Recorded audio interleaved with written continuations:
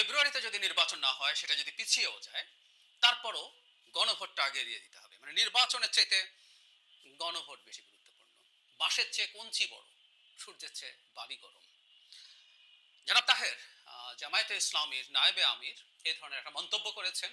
মানে বাংলাদেশের জন্য তার ভাষ্য মতে একটা জাতীয় নির্বাচনের মাধ্যমে একটা গণতান্ত্রিক সরকারের চাইতে সংস্কার কার্যকর করার জন্য গণভোটটা অনেক বেশি গুরুত্বপূর্ণ। যদিও গণভোটের যে প্যাটার্ন, যে ঢঙে এটাকে প্রপোজ করা হয়েছে, গণভোট ইটসেলফ একটা সংশয়ে পড়েছে। আমি জানি না সরকার নোট অফ ডিসেন্ট ছাড়া গণভোট দেবে কিনা। যদি দেয় তাহলে এই গণভোটের কপালে খারাপই আছে। যাই হোক, জামাত দীর্ঘদিন থেকে নভেম্বরে গণভোটের দাবি করছে এবং এখন আরেক উদ্ভট দাবি, মানে জামাতের সর্বোচ্চ নেতারা একের পর এক উদ্ভট দাবি করছেন। জনাব তাহেরি কয়েকদিন আগে, আমাদের নিশ্চয়ই মনে আছে, তিনি বলেছিলেন প্রধান উপদেষ্টাকে ঘোষণা দিতে হবে নির্বাচন যদি ঠিকঠাক মতো না হয় তিনি সেই নির্বাচন বাতিল করে নতুন নির্বাচন দেবেন। বলেছিলাম প্রধান উপদেষ্টার একটা সেন্টারের নির্বাচন বাতিল করার ক্ষমতা নাই। চেক করে দেখতে পারেন। এই ক্ষমতা নতুন করে যদি দিতে চান আইন টাইন বানিয়ে, সেটাও সংবিধানের সাথে সাংঘর্ষিক হবে। এই বেসিক আন্ডারস্ট্যান্ডিং ছাড়াই এই ধরনের রেটরিক বলে যাচ্ছে। যাই হোক, একটা প্রতিনিধি দল এসেছিল, তাদের সাথে বসার পর যে ব্রিফিং করেছেন জনাব তাহের, সেখানে তিনি বলছেন কোনো কারণে যদি জাতীয় নির্বাচন সঠিক সময়ে নাও হতে পারে, আমরা আশা করি সঠিক সময় ইনশাল্লাহ হবে। তখনও তো জুলাই সনদ তো আমাদের পাশ করতে হবে, মানে নির্বাচনটা সঠিক সময় হবে এটা বলছেন, কিন্তু যদি নাও হতে পারে। জুলাই সনদ তো একটা সংস্কারও, সুতরাং দুটোকে একসঙ্গে জুড়ে দেয়া এটা আমরা কোনোভাবে সঠিক মনে করি এবং এটা জুলাই সনদকে অনিশ্চয়তার দিকে নিয়ে যেতে পারে। জাতীয় নির্বাচন ঠিক সময় না হলেও গণভোট আগে হতে হবে বলে মন্তব্য করেন তিনি বলেন একই দিনে জাতীয় নির্বাচন ও গণভোট হওয়া উচিত নয়, অনবরত বিলম্বে গণভোটের তারিখ ঘোষণা করতে হবে। তার মানে জামায়াতের কি কোথাও জানা আছে বা এরকম কোন একটা প্রসেসের সাথে তারা জড়িয়ে আছে যে নির্বাচনটা, জাতীয় নির্বাচনটা ফেব্রুয়ারিতে হবে না, এটাকে ভণ্ডুল করা হবে, তাই গণভোটটা আগে করে নেই। একই দিনে গণভোট এবং জাতীয় নির্বাচন যদি হয়, তাহলে যদি জাতীয় নির্বাচন ভণ্ডুল করতে যায়, সেক্ষেত্রে তাদের কাঙ্ক্ষিত গণভোট হলো না। মানে আমাদের এই প্রশ্ন করতে হবে, বরং এটা করার মাধ্যমে আমাদের জনগণকে কি করতে হবে সেই একটা বার্তাও তিনি দিচ্ছেন।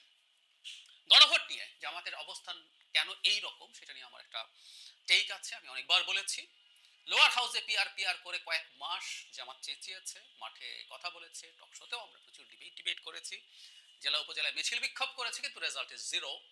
বলেছিলাম যে বিরাট ট্র্যাকশন পেয়ে আলোচনার বিষয় হয়ে জামাত ওভারপ্লে করে ফেলেছে। এখন তো জামাত ইজ ডিফিটেড।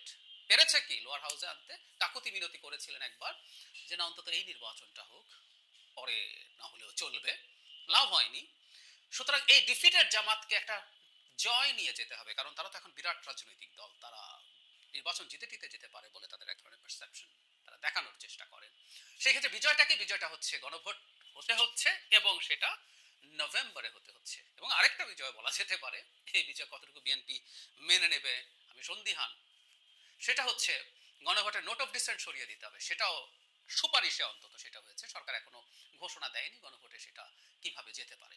ফলে জামাতের এই অবস্থান নেওয়া হচ্ছে। কিন্তু যে কথাটা বারবার বলছি, এটা বলার মাধ্যমে একটা মারাত্মক সংশয় তৈরি করা হয়েছে। আমরা একটু সরিয়ে রাখি, বাংলাদেশের শেখ হাসিনার পতনের পর আমরা যদি একটা বেছে নিতে হয়, ইনফ্যাক্ট আমরা সবাই মানে আমরা যারা একটু বুঝি টুঝি, একটু পড়াশোনা আছে, দেশ দুনিয়ার খোঁজ খবর রাখি, শিক্ষিত শুধু না সচেতন মানুষও, তারা সংস্কার ব্যাপারটার গুরুত্ব বোঝেন। এই সংস্কারের গুরুত্ব দেশের আপামর জনসাধারণের মেজর অংশ বোঝে না, এবং যারা দাবি করে তারাও বোঝেন কিনা জানি না। জামাতে ইসলামী বলছেন পিআর হলে নাকি নিয়োগ মানে মনোনয়ন বাণিজ্য বন্ধ হবে। ব্যাখ্যা করছি না, অনেকবার ব্যাখ্যা করেছি।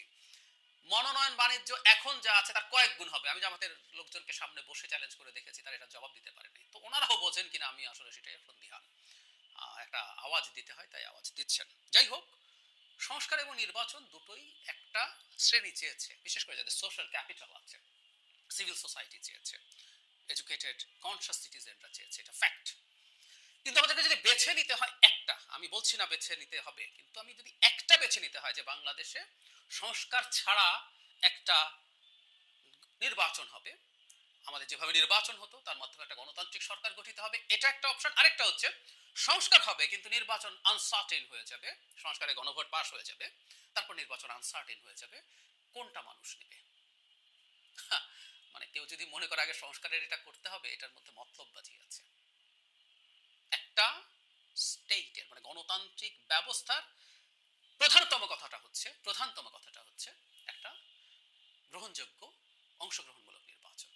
এর নিয়ে কোনো অন্যথা নাই। এই সংস্কারগুলো ছাড়া তো আমরা গণতান্ত্রিক ব্যবস্থায় মোটামুটি কিছুদিন চলেছিলাম।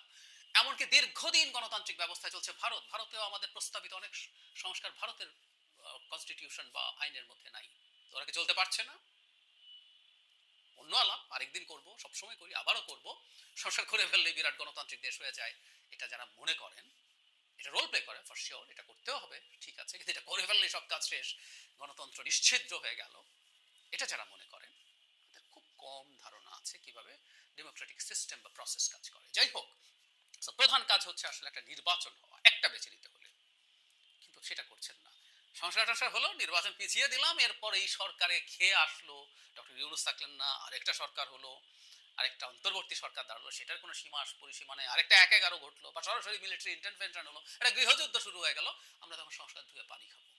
এইরকম স্টুপিড আইডিয়া আমাদের সামনে আনা হচ্ছে জামায়াতের পক্ষ থেকে। যেহেতু তারা নভেম্বরে গণভোট করতে, এবং ওই যে বলছি লোয়ার হাউসের পিয়ারের মতো ওভার প্লে করছেন, ওভার প্লে করতে করতে যেটা হয়, ফিরে আসা যায় না। আমি একটা মেটাফোর দিচ্ছিলাম, ছোটবেলায় যখন কাঁদতে শুরু করতাম, কান্না থামানো ইজ রিস্কি, প্রবলেম্যাটিক। দুঃখ শেষ হয়ে গেছে, এখন লজ্জা লাগছে কান্না থামাতে। জামাতও এই ইস্যুটা নিয়ে ওভার প্লে করছে আমি মনে করি। এখন এটাকে ধরে যদি তারা খুব শক্ত অবস্থান নেন, নির্বাচনকে সংশয় ফেলার চেষ্টা, এবং তার বক্তব্যের মধ্যে ইঙ্গিত আছে, এবং আমি মনে করি নভেম্বরে গণভোট করার কোন রকম কোনো অপশন রাখা উচিত হবে না, কারণ জামাতের নায়েব আমিরের বক্তব্যে আমরা সিরিয়াস ষড়যন্ত্রের গন্ধ পাচ্ছি, সিরিয়াস ষড়যন্ত্রের গন্ধ পাচ্ছি। নির্বাচন না হলে জামাতের তো বিরাট ক্ষমতা নিয়ে আছে, এই সরকারে বিএনপিরও প্রভাব আছে, এনসিপির আছে, জামাতেরও আছে। ইকুয়ালও যদি ধরি, যদিও জামাতের প্রভাব তার চেয়ে বেশি বলেই অনেকে বলেন, ইকুয়াল ধরলেও 33% প্রভাব, সরকার আসার পর 1%ও থাকবে না, কারণ সরকার বিএনপির হবে, জামাত কিছু বেশি সিট পেতেই পারে, সরকার তার গঠন করছে না। তো যতদিন এই ধরনের সরকার চলতে থাকবে, যতদিন এই ধরনের সরকারকে টেনে নিয়ে যাওয়া যেতে পারে, তার বিরাট লাভ আছে। সুতরাং জামাত এই ধরনের একটা ষড়যন্ত্রের পার্ট হওয়ার সমূহ সম্ভাবনা আছে, কারণ একটার পর একটা তাদের ইস্যু আনা, যেগুলো দিয়ে আসলে সবকিছু ডিসরাপ্ট করার চেষ্টা তারা করছে। আমাদের সতর্ক থাকা দরকার। আমি মনে করি বাংলাদেশে বহুদিন একটা কথা বলেছি, গণতান্ত্রিক উত্তরণের জন্য, শেখ হাসিনার বিরুদ্ধে লড়াইয়ের জন্য জামাত একটা সময়ের পর গর্তে চলে গিয়েছিল, একটা সময় তারা ফাইট করেছে, তারপরে প্রায় 10 বছর 14-15 পর থেকে তারা অলমোস্ট কিছু করে নাই। আমরা স্মরণ করিয়ে দিতে চাই 28 অক্টোবর, সেই 28 অক্টোবর 2023 সালে বিএনপি যখন মার খাচ্ছে, জামাত তখন অসাধারণ হাসিনা স্পন্সর জনসভা করে বাড়ি ফিরে গিয়েছিল। আমাদের মনে আছে, মনে থাকা দরকার ইতিহাসের স্বার্থে। সে জামাত এখন তার এই ধরনের অ্যাটিটিউড দেখাচ্ছে, কিন্তু ওই যে বললাম, সে যেহেতু ক্ষমতার মধ্যে আছে, ক্ষমতার মধ্যে থাকার পরিস্থিতিতে আছে, কিন্তু যে বিএনপি ওই লড়াইটা করে গেছে, বাংলাদেশের গণতন্ত্রের ভ্যানগার্ড হয়েছে বিএনপি। 5 আগস্ট পরবর্তী সময়ে তার কর্মীরা, নেতারা অনেকে নানান রকম অনিয়মের সাথে জড়িয়েছেন, কোনো সন্দেহ নাই, কিন্তু এটা বাংলাদেশের মূল সংকট না। বাংলাদেশের মূল সংকট বাংলাদেশ একটা গণতান্ত্রিক নির্বাচনের মাধ্যমে গণতান্ত্রিক সরকার প্রতিষ্ঠিত হবে কিনা, সেটা মেজর প্রবলেম। এটা আমাদেরকে সিরিয়াসলি মনে রাখতে হবে। এবং এখনো বিএনপির বাংলাদেশের ডেমোক্রেটিক ট্রানজিশন পর্যন্ত গুরুত্বপূর্ণ রোল আছে, একই সাথে জনগণেরও এই ব্যাপারে অ্যালাইন থাকতে হবে। ওরা ক্ষমতায় আসার আগেই আমরা সমালোচনা করছি, বিএনপি যদি ক্ষমতায় যায় তখন আরো বেশি করবো, কারণ বহুদিন বলেছি যে বহু ক্ষেত্রে সে অ্যাডমিনিস্ট্রেটিভ স্টেপস নিতে পারে না, বহিষ্কার করতে পারে, কিন্তু যেদিন তার অ্যাডমিনিস্ট্রেটিভ স্টেপস নেওয়ার মতো সুযোগ হবে, ক্ষমতা হবে, সেদিন সে কি করছে সেটার জন্য বিএনপিকে জবাবদিহিতার মধ্যে আনতে হবে। কিন্তু এই মুহূর্তে এই দেশের গণতান্ত্রিক রূপান্তরের জন্য, গণতান্ত্রিক পন্থায় ফেরত যাওয়ার জন্য বিএনপিকে গুরুত্বপূর্ণ রোল প্লে করতে হবে বলে আমি মনে করি, কারণ চারদিকে আমি ষড়যন্ত্রের গন্ধ